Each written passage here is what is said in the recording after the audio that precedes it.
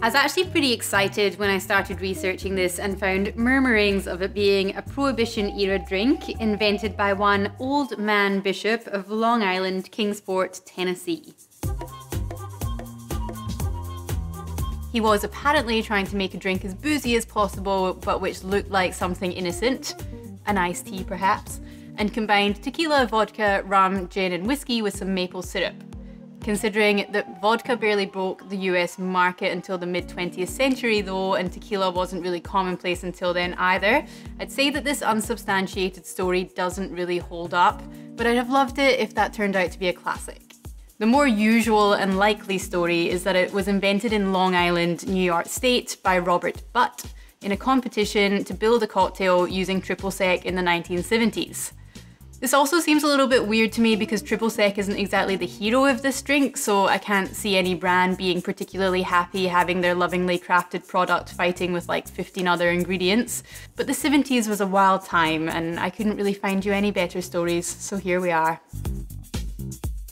Either way, this drink has gained notoriety for its deceptive booziness.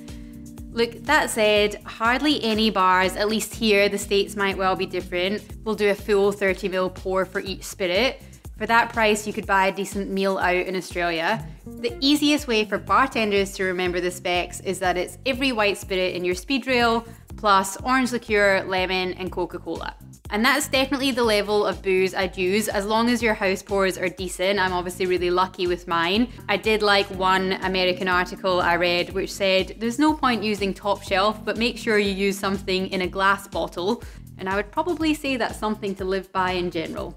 So we're gonna get our garnish ready first. There's definitely not any strict rules on what you're gonna garnish this with. I just figured a little lemon wheel and cherry seemed fitting. Pop through the cherry and back through the wheel and squeeze some lemon juice. So for those of you that have seen my little bartending tools video, I do talk about a stepped jigger, which is sort of shorter and faster than this and has steps of 15, 30, 45, 60 mils or half ounce, ounce and so on. And that's actually perfect for this because basically you can look in and you can do your 15 mils of everything in one and then just tip it right in. I did forget mine today though, so we'll see how I go. Honestly, it's not the end of the world if you have, you know, like 20 mils of vodka and 10 mils of white rum. It's not gonna massively throw off the balance of this cocktail. Basically, you're just wanting 60 mils total of all of these. We're gonna go 15 mils of gin, 15 mils of white rum, 15 mils of tequila, maybe a little bit extra tequila, because why not? 15 mils of vodka. Then we have 15 mils of triple sec, 15 mils of cane sugar syrup. Again, in the bar, I would have this in a bottle that had a speed pourer on, and that would all just kind of go in the mix too. And 30 mils of lemon juice. Definitely don't put the Coke in there because it'll explode all over you. Add the Coca-Cola to your serving glass. Of course, if you're more of a Pepsi person, then that's fine too. We're not going to judge. And we're talking about kind of 45 to 60 mils. This is a pretty big glass. So I'm going to go about 60. You can measure if you like, not an exact science. Then fill with ice. And fill your shaker tin with ice. Pop your tins together. Check that it's sealed and shake as hard as you can.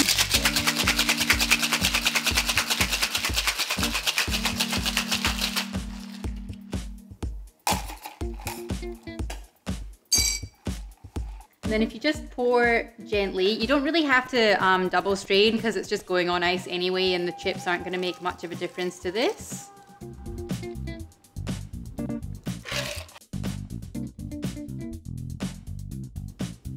Long Island iced tea. So now you know. You know, like when you're on holiday and you find soft drinks that are a completely different flavor to the soft drinks that you're used to? That's what this tastes like.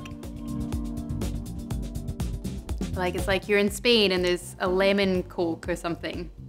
Oh, Fanta Limon. Still live for that shit. I'm probably not gonna give up my martinis for it, I'm not gonna lie. That probably says more about me than anything else. As much as I did advocate for the smoky cokey in my Scottish whiskey video and got a lot of flack for it. It was kind of more of a joke about not taking that all too seriously. Here it just basically tastes like a soft drink, and I'm not a massive fan. So yeah, it's great for what it is. I mean, I think people order this because they think that, you know, it's gonna get them more drunk. And honestly, like, I guess it kind of might, because the kind of other drinks that have this much booze in it are things like a martini or an old fashioned, which are obviously, you know, you're very aware that you're drinking booze at that point. This does kind of taste like a soft drink, so it definitely goes down pretty easily. And so I can imagine sinking a few and maybe, you know, having the best night of your life.